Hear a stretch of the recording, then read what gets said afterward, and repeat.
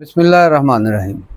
अस्सलाम वालेकुम all viewers. हम अराइन फैमिली यूट्यूब चैनल हज़ारों साल रोती है नरगस अपनी बेनूरी पे, बड़ी मुश्किल से होता है चमन में दीदावर पैदा।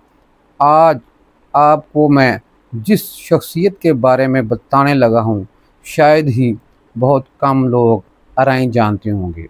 आजकल सोशल मीडिया का दौर है, 1 मिनट से भी कम वक़्त में दुनिया भर में न्यूज़ चली जाती है, इन्फॉर्मेशन चली जाती है। लेकिन अफ़सोस कि हमारे जो मशाहीर गुज़रे हैं, जिन पे हमें फ़ख्र है और होना भी चाहिए, ऐसी शख्सियत को पहली बार आपके सामने मैं पेश कर रहा हूँ।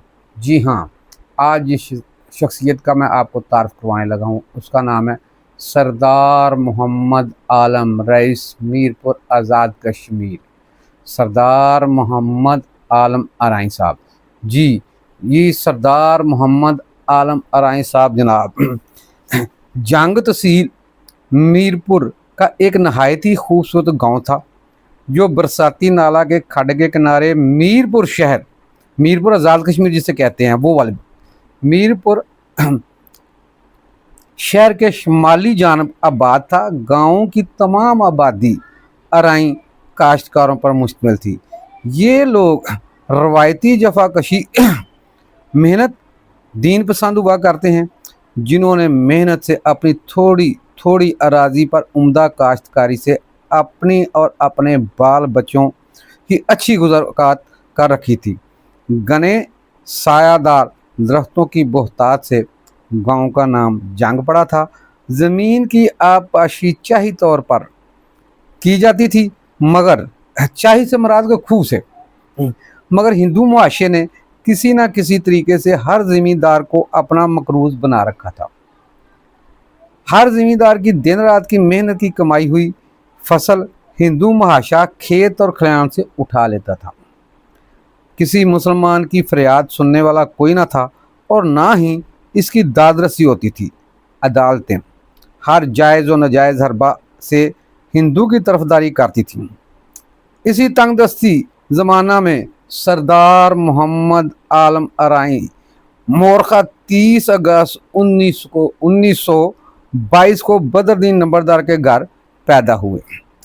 जनाब, इब्तदाई तालीम इन्होंने जेहलम व मीरपुर से हासिल की, फिर रॉयल कॉलेज जम्मू में चले गए, फिर दरसो तदरीस का सिलसिला शुरू किया, और ये रोशन सितारा 14 जून 2004 को इस दुनिया फ़ानी से रुखसत हो गया।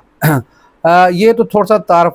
अब मैं बताता हूँ कि जनाब ये चौरी अलहाज मोहम्मद आलम अराइन साहब, अलहाज सरदार मोहम्मद आलम अराइन साहब क्या थे। जनाब ये इंतहाई मिलनसार शख्सियत, धीमे मिजाज में बात करने वाले, हर किसी को जो भी पहली बार मिलता था तो ऐसे मिलते थे जैसे ये सदियों से जानते हों।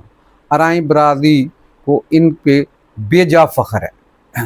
ऐसे कारनामे इन्होंने अंजाम दिए कि जहाँ भी अराइन कन्वेंशन होता या अराइन का नाम लिया जाता तो ये वहाँ पे पहुँचते थे। मेरी भी 2-3-4 मुलाकातें हुई इनसे, ये मीरपुर में भी और लाहौर में भी। इनकी बस एक वाक़या मैं सुना देता हूँ जो सीना गुज़रती है, मैं ऐनी शाहिद हूँ। सरदार मोहम्मद आलम साहब, अलहाज सरदार मोहम्मद आलम साहब, Lahore temple road Lahore palace में एक अराइन कन्वेंशन था, काफ़ी साल पहले की बात है। तो ये भी आए हुए थे, पूरी पाकिस्तान से अराइन तशरीफ़ लाते थे। वहाँ पे किसी ने तजवीज़ दी कि जनाब ईद कुर्बान आने वाली है, क्यों ना हम वेलफेयर के लिए कुर्बानी की खालें इकट्ठे करें।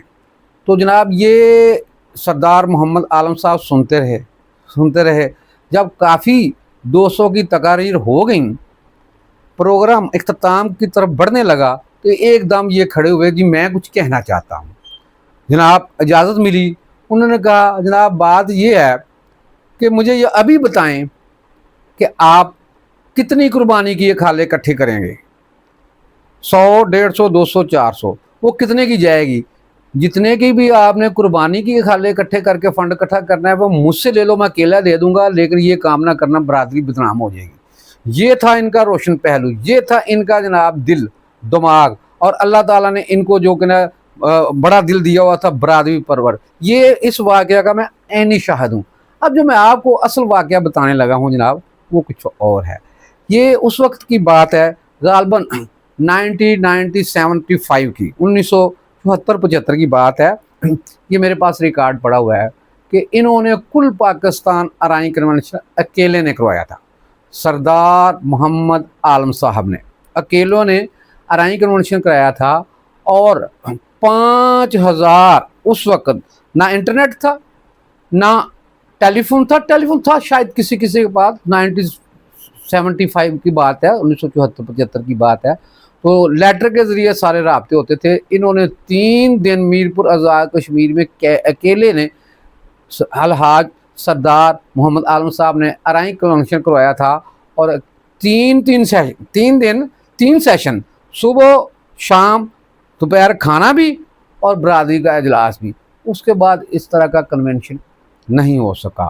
تو یہ منگلا ڈیم جہاں پہ بنا ہوا ہے، یہاں پہ پرانا میرپور آزاد کشمیر کا شہر تھا۔ تو جتنے میں مہاراجہ ہری سنگھ نے پورا کشمیر بیچا تھا، اس سے کہیں زیادہ کے کلیم انہوں نے اپنے میرپور آزاد کشمیر والے لوگوں کو، دوستوں کو، بھائیوں کو، وہاں کے رہنے والوں کو لے کے دیے، جو پرانے جہاں پہ آج منگلا ڈیم کی جھیل ہے۔ میں ایک وفد کے ساتھ ہم گئے جناب میرپور آزاد کشمیر، کافی پرانی بات ہے۔ اس میں چوہدری عظیم صاحب تھے، محمد عرفان رامے، حکیم صدیق صاحب، اور کیوم طاہر صاحب ایڈوکیٹ، کیونکہ یہ کم از کم 25 سے 30 سال پرانی بات ہے۔ جہلم میں سے ہوتے ہوئے سر چوہدری یعقوب صاحب ایڈوکیٹ سے ملے، پھر ہم میرپور گئے، وہاں پہ ہم رات سٹے کیا۔ انہوں نے وہاں پہ مسجد بنائی ہوئی ہے، اور اکیلوں نے، کسی سے فنڈ لے کے نہیں ہے۔